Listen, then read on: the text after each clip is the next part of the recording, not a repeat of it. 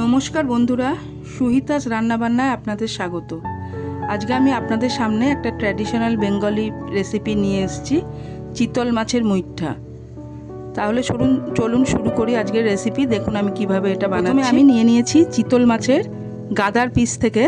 ওরা বাজারে বললে করে দেয়, আমি বাজার থেকে এনেছি, আপনারা বাড়িতেও করতে পারেন। গাদার পিস থেকে চামচ দিয়ে কুড়িয়ে এরকম কিমা মতন বের করে নেবেন। তবে খেয়াল রাখতে হবে যেন একটাও কাটা না থাকে।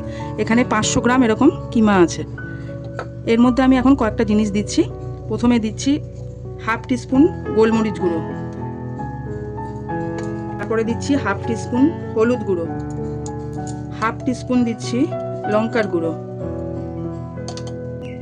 হাফ টিস্পুন দিচ্ছি ধনে গুঁড়ো, হাফ টিস্পুন জিরে গুঁড়ো, আর দিচ্ছি হাফ টিস্পুন গরম মশলা গুঁড়ো, আর একটু ওই হাফ টিস্পুন মতন একটু কাশ্মীরি রেড চিলি পাউডার আমি একটু দিয়ে দিলাম।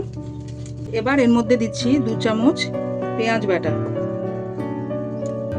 1/4 চা চামচ দিচ্ছি আদা বাটা, আর দিচ্ছি 1 চা চামচ মতন রসুন বাটা। এবার এর মধ্যে দিয়ে দিচ্ছি সেদ্ধ আলু মাখা। আমি এখানে একটা মাঝারি সাইজের আলু সেদ্ধ করে চটকে মেখে রেখেছি, এটা দিয়ে দিচ্ছি। এবার দিচ্ছি পরিমাণ মতো নুন, আর একটু সামান্য চিনি দিচ্ছি, সামান্য, এটা আমি ব্রাউন সুগার দিলাম। এইবার এটা ভালো করে মেখে নিতে হবে, ভালো করে একদম সব মশলা যেন সব জায়গায় সমানভাবে মেশে, এরকমভাবে মেখে নিতে হবে। আর একটা পাত্রে খানিকটা জল এরকম ভালো করে ফোটাতে হবে।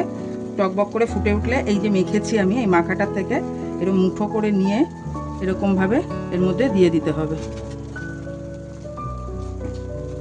এরকম মুঠো মুঠো করে দিচ্ছি বলেই এই রান্নাটার নাম মুইঠা। এইভাবে সবগুলো আমি দিয়ে দিয়েছি বল এর মধ্যে। এবার এগুলো এই 4-5 মিনিট মতন ফুটিয়ে নিতে হবে, বেশিক্ষণ না, 4-5 মিনিট।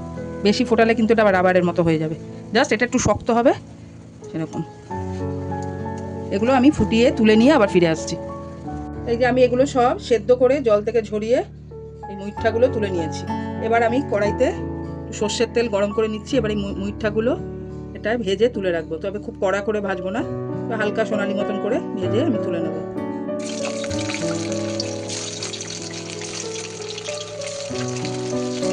এই যে হয়ে গেছে, একটু সোনালি সোনালি করে ভাজা, বেশি কড়া করে ভাজবো না। এবার তুলে নিচ্ছি।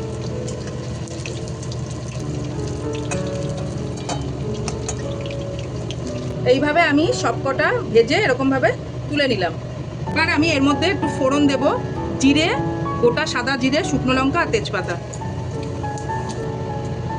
এবার এর মধ্যে ফোড়নটা একটু ভাজা ভাজা হয়েছে, এর মধ্যে এবার পেঁয়াজ বাটা দিচ্ছি,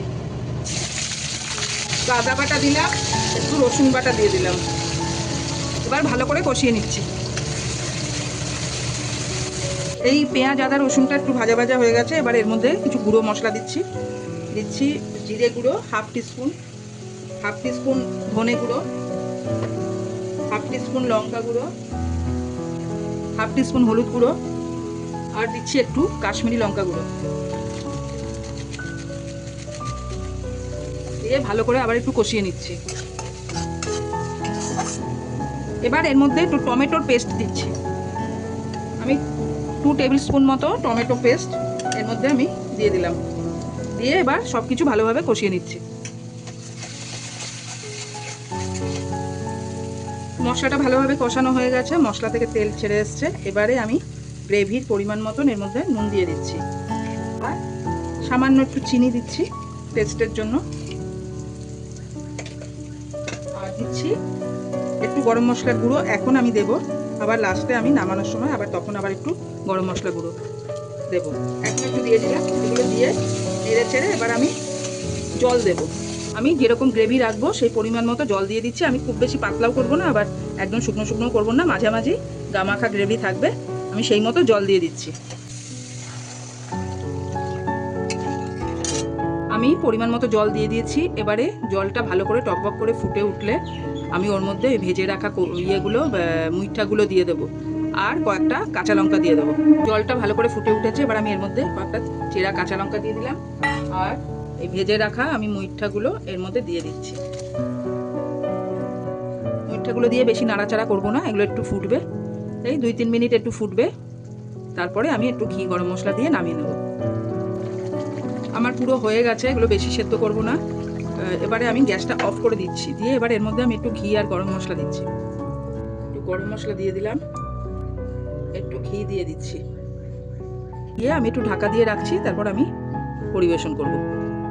বন্ধুরা, আমার চিতল মাছের মুইঠা একদম রেডি পরিবেশনের জন্য। দেখুন কি সুন্দর দেখতে হয়েছে, কি সুন্দর কালারটা এসছে, আর এটা খেতেও ভীষণ সুস্বাদু হয়। আপনারা অবশ্যই বাড়িতে ট্রাই করবেন। এটা গরম গরম ভাতের সাথে দারুণ লাগে খেতে। এই যে আমি এখানে ভাত বসিয়ে দিয়েছি, গরম গরম ভাতের সাথে এটা খেতে পারেন, বা এটা ইচ্ছে করলে ফ্রাইড রাইস বা পোলাওয়ের সাথেও খাওয়া যেতে পারে। তাহলে অবশ্যই আপনারা এই রেসিপিটা বাড়িতে ট্রাই করবেন। আর আমার এই রান্নাটা যদি ভালো লেগে থাকে অবশ্যই আমার চ্যানেলটা সাবস্ক্রাইব করবেন, আমার ভিডিওতে লাইক কমেন্ট শেয়ার করবেন আর আমাদের পাশে থাকবেন। আজ তাহলে আসছি, আবার দেখা হবে।